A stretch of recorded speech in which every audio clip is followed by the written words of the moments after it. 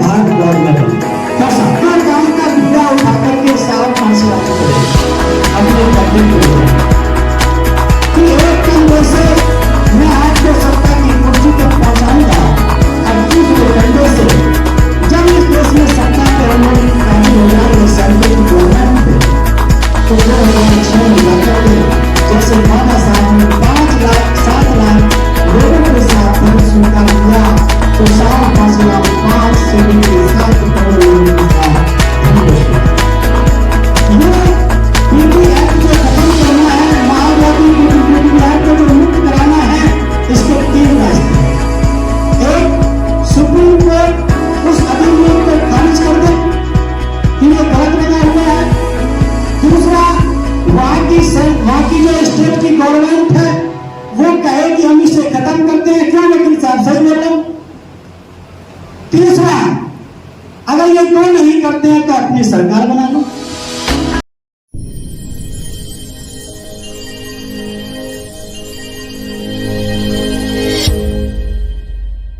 मैं आप लोगों से पूछूं कि महाबोधि बुद्ध विहार विरोधी लोगों के हाथ से मुक्त होना चाहिए या नहीं, तो आप कहेंगे होना चाहिए। आप कहेंगे होना चाहिए। अगर मैं आपसे पूछूं कि ये भारत बौद्ध में बनना चाहिए या नहीं, तो आप कहेंगे बनना होना चाहिए। क्यों सर?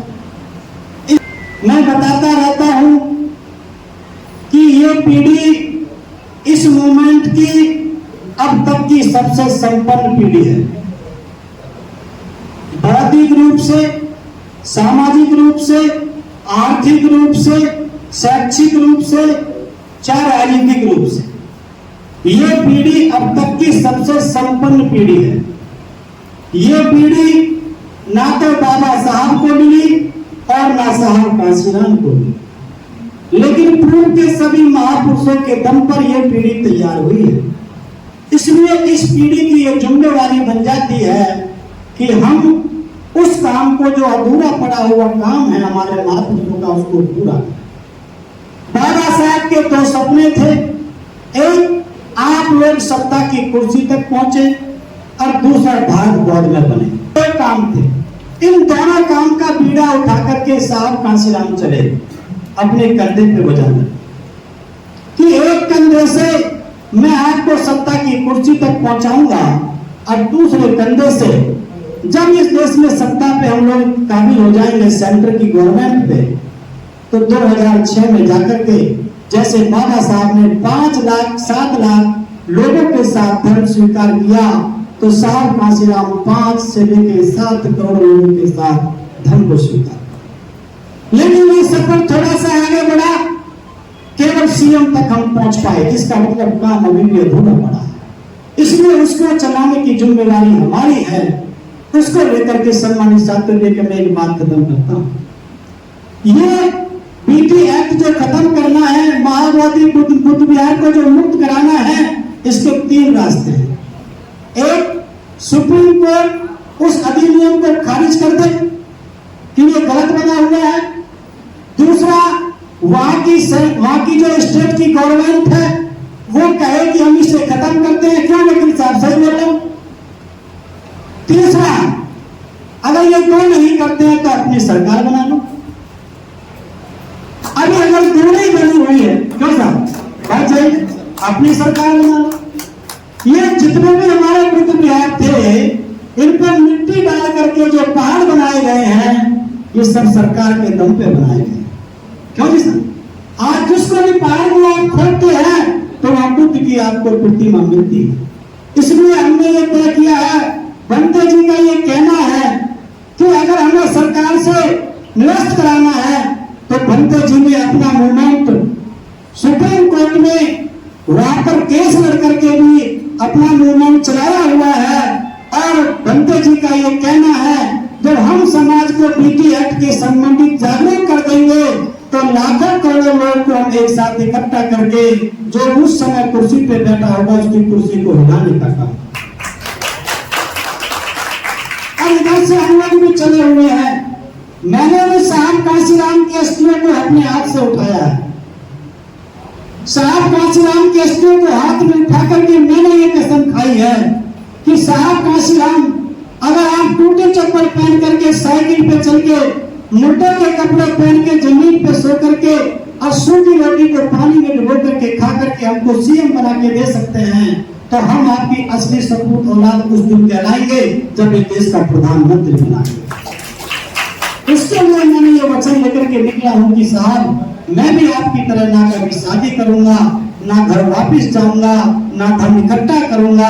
आपने सीएम दिया है तो हम पीएम देने का काम।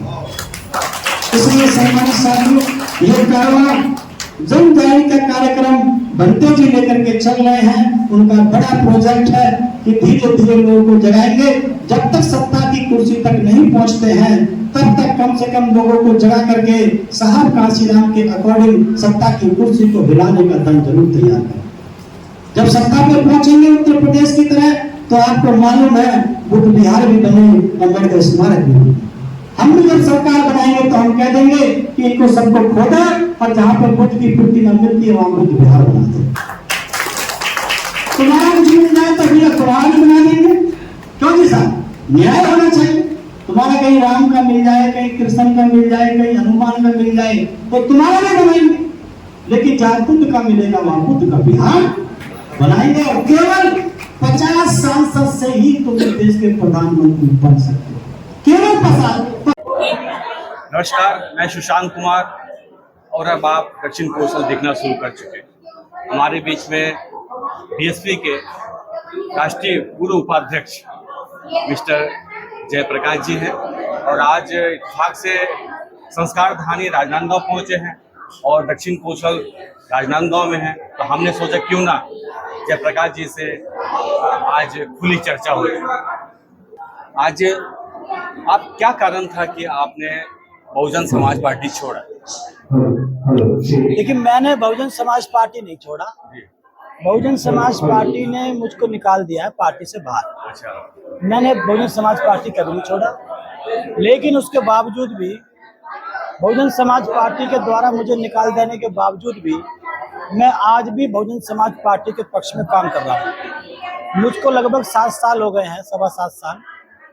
मैं एक ऐसा चेहरा हूँ पूरे देश में अभी तक का, बीएसपी की राजनीति का, यहाँ तक कि औरों की भी, कि इतने दिन से पार्टी से बाहर निकाल देने के बावजूद भी जो व्यक्ति उसी पार्टी के लिए काम कर रहा हूँ। तो मैंने पार्टी को नहीं छोड़ा, बीएसपी ने, बहन जी ने मुझको पार्टी से बाहर निकाल दिया। कांग्रेस और भाजपा दो बड़ी महत्वपूर्ण पार्टियां हैं हमारे देश में। आप बहुजन समाज पार्टी की स्थिति को कैसे नापते हैं? देखिए, उनकी अपेक्षा में तो हमारी स्थिति कमजोर है, लेकिन हमारा रास्ता सही है, हमारी विचारधारा सही है। हम चाहे बाद में सफल हों, लेकिन सफल इसी विचारधारा को होना है, क्योंकि उन दोनों की जो विचारधारा है वो देश के बहुसंख्यक समाज को खत्म करना चाहती है, गुलाम बनाना चाहती है। लेकिन जो हमारी जो विचारधारा है बहुजन समाज पार्टी की, ये एक बुद्ध, बाबा साहब फूले साहू, साहब कांशीराम, ऐसे महापुरुषों की विचार पर ये आधारित पार्टी है। आज नहीं तो कल हमको सफलता मिलेगी। साहब कांशीराम ये कहते थे कि हम एमपी एमएलए बने चाहे ना बने, सरकार हमारी बने चाहे ना बने, लेकिन सामाजिक परिवर्तन का आंदोलन हमारा बराबर चलता रहना चाहिए। उस हिसाब से हम आज भी मजबूत पोजीशन पर हैं। एक मिथक है, अब वो कितना सच है क्या है? लोग कह रहे हैं कि जो बहुजन समाज पार्टी है वो भारतीय जनता पार्टी के अनुषंगिक संगठन बन गई है। आपकी क्या सफाई है इसमें? देखिए, ये लोग वहां से जोड़ते हैं इस बात को कि जब बहन जी ने साहब कांशीराम के रहते हुए बीजेपी से समर्थन लिया था 3 बार की सरकार में, तब से लोग जोड़ते हैं। जबकि आपको समझना होगा हमारे दर्शक साथियों को कि बहन जी ने, साहब कांशीराम ने समर्थन लिया था, दिया नहीं था।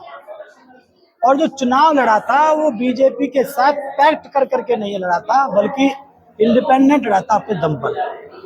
तो इसलिए जब हमारे कुछ विधायक जीत गए 100 के आसपास, 67 के आसपास, तो ऐसी स्थिति में अगर हम विधायक ही बने रहते हैं, एक पोजीशन तो वो है, दूसरा हम किसी दुश्मन का साथ लेकर के भी अपने समाज का, बहुजन समाज का हित साधने के लिए अगर हम सरकार बनाने में सफल होते हैं, तो ये बात साहब कांशीराम ने खुद कही थी कि अपने समाज का, बहुजन समाज का भला करने के लिए अगर मुझे दुश्मन का भी सहारा लेना पड़े तो मैं लेने के लिए तैयार हूँ, लेकिन उसमें शर्तें हमारी होंगी, विचारधारा हमारी होगी। अगर वो हमारी विचारधारा से, शर्त से सहमत होंगे तो हम अपने तरीके से सरकार चलाएंगे, और अगर वो सहमत नहीं होंगे तो हम उनको वापस भेज देंगे और हम उनको समर्थन नहीं देंगे। तो ऐसी 97 के बाद हम आगे जाते हैं, जैसे जैसे अलायंस करते जाते हैं और भी जो राजनीतिक पार्टियों के साथ, और धीरे धीरे जो बहुजन समाज पार्टी के जो साथ है वो खत्म होते चले जाती है।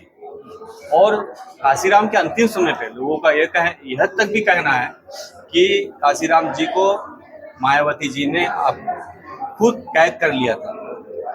ये जो आरोप है, गंभीर आरोप मायावती जी के ऊपर लगता है, ये कहाँ तक सच है कि क्या वो कांशीराम को कैद कर लिया? देखिए, ये तो आरोप है और कानून पढ़ाते समय इस बात को समझाया जाता है कि जो क्रिमिनल एक्टिविटी का जो आरोप है उसको सिद्ध करने की जो जिम्मेवारी होती है वो उसकी होती है जो आरोप लगाता है, और सिविल मामले में ये इसका उल्टा होता है कि जिस पे आरोप लगाया वो प्रूफ करेगा कि वो सही नहीं है। ऐसी स्थिति में जो लोग आरोप लगा रहे हैं वो खुद बताएं, लेकिन उसके बावजूद भी अगर आपने सवाल पूछा है तो मैं उत्तर देने का प्रयास करूंगा। देखिए, साहब कांशीराम बहन जी का बहुत बड़ा सहारा था, साहब कांशीराम जी को साहब बनने में। तो उनकी जो देखरेख थी, उनकी जो परवरिश थी, उसमें डॉक्टरों का खुद कहना था कि इनको कम से कम लोगों से मिलने दिया जाए। उसी बात को लेकर के विरोधी लोगों ने इस बात पे वो लगाया एलिगेशन कि बहन जी किसी दूसरे को मिलने नहीं देती है। तो ये तथ्य थे, ऐसा कुछ नहीं है कि बहन जी ने ऐसी घटना घटी है। ये उन लोगों का आरोप है, जिनका आरोप है वो प्रूफ करें। हमने पिछले चुनाव में भी देखा है, लोकसभा चुनाव में, जो उनके भतीजे थे जब वो चुनाव प्रचार में आए थे, तो उन्होंने जो विरासत उनको सौंपी थी, उन्होंने उनके तीखे तेवर को देखते हुए उस सारी विरासत को वापस ले ली थी। तो आप इस प्रकार से जो लोकतांत्रिक अलोकतांत्रिक जो तौर तरीके हैं बहुजन समाज पार्टी को, उनको कैसे आंकते हैं? देखिए, बहन जी का अपना काम करने का स्टाइल है, वो और नेताओं से कुछ अलग होकर के काम करती है।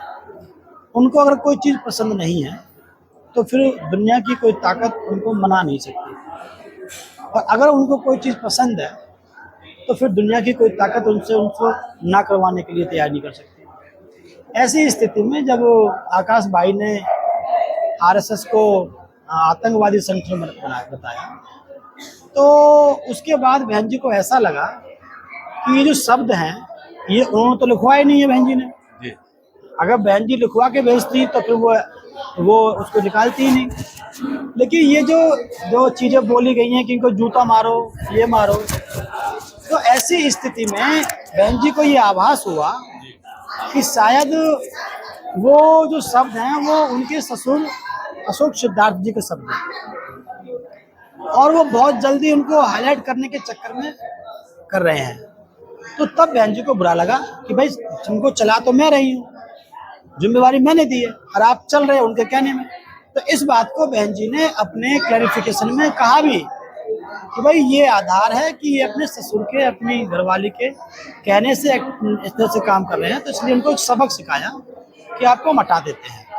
उसके बाद इस कंडीशन पे लिया वापस कि अब आप अपने परिवार में अपनी वाइफ और अपने ससुर के कहने में आप ना चल करके काम करेंगे। तो इसके लिए उन्होंने कहा भी, ट्वीट पे कहा उन्होंने, आकाश भाई ने, कि मैं अब अपने ससुर अपनी घरवाली के कहने से नहीं करूँगा, मैं बहन जी के हिसाब से चलूँगा।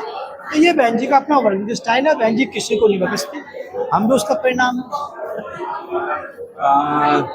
अभी जो चंद्रशेखर रावण दलित राजनीति में बड़े छवि के रूप में उभर कर आए और सांसद के रूप में काफी कोशिश की है उन्होंने बहन जी के साथ साठगांठ करके। वीडियो आपका चल रहा है, ध्यान रखना जी, एक साठगांठ करके वो इस पूरे राजनीति में आए और ये जो वामनवादी व्यवस्था, वामनवादी सोशल ऑर्डर और वामनवाद उखाड़ फेंकने के लिए उन्होंने एक सोचा था कि बहन जी का सहयोग ले, तो ये क्यों सफल नहीं हुआ? देखिए, इसकी वजह ये है, साहब कांसीराम से इस बात को आपको समझना पड़ेगा। ये सेम सिचुएशन साहब कांसीराम के समय थी। जब आरपीआई इस मूवमेंट को लीड कर रही थी, तो ये साहब कांसीराम को यह आभास हुआ कि आरपीआई एक सीट में कांग्रेस के साथ गठबंधन करती है, एक पर अम्बेडकर, 520 पे गांधी को टिकट देती है, ये बात चल नहीं पाएगी। लेकिन साहब को ये पता थी, अगर मैंने आरपीआई का विरोध कर दिया तो समाज मुझे खत्म कर देगा उनको, क्योंकि आरपीआई बड़ी चीज है और कांसीराम छोटी चीज है। उसके लिए साहब कांसीराम का नाम पूरे देश में इस बात पे कहीं नहीं आता कि कांसीराम साहब ने आरपीआई को नुकसान पहुंचाया या खत्म किया। और जब आरपीआई को नुकसान होकर के खत्म हो गई या बहुत कमजोर हो गई, तो फिर समाज 71 से लेके 81 में जाकर के खुद 10 साल बाद कहा समाज ने कि साहब कांसीराम जी, अब हमें किसी और से कोई यकीन नहीं है, अब इस काम को आप लेके चलो, हम तुम्हारे साथ हैं। तो फिर साहब ने DS4 बनाई, बीएसपी बनाई। बहुजन समाज पार्टी के पास जब उत्तर प्रदेश में 22% वोट था, तो ताकत में थी बीएसपी। उस समय चंद्रशेखर भाई ने अपनी पार्टी बना दी। तो जब कोई चीज ताकत में होती है, उसको खत्म करने के लिए उन्होंने अपनी पार्टी बनाई। और बसपा के साथ एससी समाज की आस्था जुड़ी हुई थी। उनका यही बात गलत हो गई कि उसने बसपा को नुकसान पहुंचाने की इंटेंशन से पार्टी बनाई, इसलिए वो कभी भी सफल नहीं हो सकते। उदाहरण आपके सामने है, जब 22% वोट बसपा के पास था, और आज की डेट में उपचुनाव में बसपा के पास में 6% वोट है उत्तर प्रदेश में। वो 16% वोट बीएसपी से जो निकला है, वो एएसपी के पास आधा % वोट भी नहीं गया। इसका मतलब उसके बाद में मिल्कीपुर में, अयोध्या में उपचुनाव होता है, वहाँ बसपा चुनाव नहीं लड़ती है, एएसपी चुनाव लड़ती है। 1.5 लाख वोट वहाँ एससी समाज का होने के बावजूद भी वो उसको वोट उसके पास में नहीं गया, 3-4 हजार वोट उसको मिला। इसका मतलब यह है कि समाज के जो विश्वास होता है, जो ट्रस्ट होता है, उसको वो नहीं जीत पाए। और बसपा को नुकसान पहुंचाने वाले लोगों की श्रेणी में और लोगों की तरह, बामन मेश्राम जी की तरह, उसमें एक नाम चंद्रशेखर भाई का भी जुड़ गया कि बसपा को नुकसान पहुंचाने वालों में एक नाम चंद्रशेखर का भी है। तो ये समाज कभी भी चंद्रशेखर को वोट देकर के नेता नहीं मान सकता, ये मेरा मानना है। 370 हटाने की बात हुई या राम मंदिर की बात हुई, और अभी हम क्या बोलते हैं, माँ बोधी महाविहार की बात करते हैं। कहीं भी मायावती को इन सारे फैसलों में बहुजन समाज जो है, जो मूल निवासी समाज है, उनके साथ खड़े होते हुए दिखाई नहीं देते। ऐसा क्यों? देखिए, 370 का वो समर्थन करते हैं, राम मंदिर का समर्थन करते हैं, और अभी जो महाबोधि महाविहार, उसमें भी उनकी कोई प्रतिक्रिया चल के नहीं आई। देखिए, महाबोधि बुद्ध विहार में तो उन्होंने ट्वीट किया है, ये सब पूरा देश जानता है कि उन्होंने ट्वीट किया है। लेकिन जो आपने कहा 370 वाली बात, उसके वाली बात, उसमें अगर बहन जी को आप स्टडी करते हैं, तो बहन जी बार बार कहती है अपने चुनाव होने के बाद कि हमने मुस्लिम समाज को सबसे ज्यादा टिकट दिया, लेकिन उसके बावजूद भी उसने वोट देने में अपनी सक्रियता नहीं निभाई। उसका बदला वो कश्मीर में ली। तो उनको ऐसा लगा, जहाँ तो मैं समझ पा रहा हूँ, देखिए इतने बड़े नेता बिना सोचे समझे तो बोलेंगे नहीं, तो उनको ऐसा लगा कि कहीं ऐसा ना हो मुस्लिम मुस्लिम करते करते हम लोग, कहीं हिंदू समाज जो है वो भी उनके पास से चला जाए। इसलिए मुझे लगता है कि उन्होंने सोचा कि एक कोई ऐसा भी हमें फैसला लेना चाहिए जिससे हिंदू समाज खुश हो जाए, ओबीसी समाज उसको लाइक करता है। लेकिन इसका मतलब ये नहीं है कि भाई मुस्लिम समाज ने बिल्कुल वोट नहीं दिया। जो मिशन को समझते हैं मुस्लिम समाज के लोग, उन्होंने वोट दिया। लेकिन अब बड़ी नेता हैं, उन्होंने किस परिस्थिति में क्या क्या फैसला, बीजेपी के द्वारा बनाए गए बिल या उनके जो डिसीजन है वो क्या दिया, वो बेहतर अच्छा बहन जी जा सकते। हाल में आप माँ बोधी महाविहार के आंदोलन के साथ और सब के बीच में एक मतलब एक जिज्ञासा बनते चली जा रही है सभी लोगों, खासकर बुद्धिस्ट लोगों के बीच में, क्या महाबोधि महाविहार बुद्धिस्टों को मिल पाएगा कि नहीं? अच्छा सवाल है आपका। देखिए, महाबोधि बुद्ध विहार को मिलने के 3 रास्ते हैं। एक सुप्रीम कोर्ट, वो बीटी एक्ट 1949 को वैध घोषित करे कि ये शून्य है, ये संविधान के आर्टिकल्स 25 से 28 के बीच में जो संविधान जो अधिकार हैं धर्म के, उसके खिलाफ है। सुप्रीम कोर्ट के पास पावर है, वो कह सकती है, उसको वैध घोषित कर सकती है, तो ये बौद्धों के हाथ में आ जाएगा। दूसरा रास्ता है कि बिहार की सरकार खुद ये कहे कि ये हमने बनाया था, हम इसको ख़त्म करते हैं, अब इसकी कोई उपयोगिता नहीं है। अब बुद्धिस्ट समाज काफ़ी बड़ी मात्रा में जागरूक हो चुका है। जब ये बनाया था तब तक बाबा साहब ने बौद्ध धर्म की दीक्षा नहीं ली थी। उस समय बुद्धिस्ट नाम की कोई चीज़ यहाँ पर नहीं थी इतनी बड़े पैमाने पे। लेकिन जब बाबा साहब ने धर्म स्वीकार कर लिया तो बहुत बड़ी मात्रा में बुद्धिस्ट लोग तैयार हो गए हैं। तो अब उनको वो इसको केयर टेक करने की स्थिति में है। तीसरा तरीका है अपनी सरकार बनाई जाए। साहब काशीराम कहते थे कि इनसे मांगते रहोगे तो ये कभी नहीं देंगे, तो मांगने वाला नहीं देने वाला बनना है। अगर हमारे बिहार के अंदर 10-15 विधायक भी जीत जाते हैं तो रोज इस बातों को खटकाएंगे, क्योंकि जो आज बोल रहे हैं वो दूसरी पार्टी के विधायक हैं, और वो दूसरी पार्टी के विधायक कभी भी अपनी मर्जी से काम नहीं कर सकते, इसलिए मिल सकता है। शुक्रिया दक्षिण कौशल से बातचीत करने के लिए। 1 सेकंड की बात, अब हो सकता है आप लोग सहमत हो जाएंगे। चेहरा देखो, समझ में आए। ये सारी लड़ाई सिर्फ एक चीज से जुड़ी हुई है। आप लोग किसी न किसी विभाग में काम करके आए हो, करते हो? हाँ, ठीक है। तो ये लड़ाई सिर्फ ये है, एक तो सीनियरिटी और एक सुपरसीड। एक सीनियरिटी और एक सुपरसीड। जब कोई व्यक्ति सीनियरिटी के हिसाब से धीरे धीरे धीरे धीरे बनता है, जज बन जाता है, सीजीआई बन जाता है, तो उस पर लोग इतना सवाल नहीं। चलो भाई, बहुत दिन से लगा हुआ है, धीरे धीरे नीचे से आया है और ये जाकर के अपना सीजीआई बन गया। लेकिन एक तरीका और होता है जो योग्यता का आधार होता है। आप कितने पुराने हैं इससे कोई मतलब नहीं।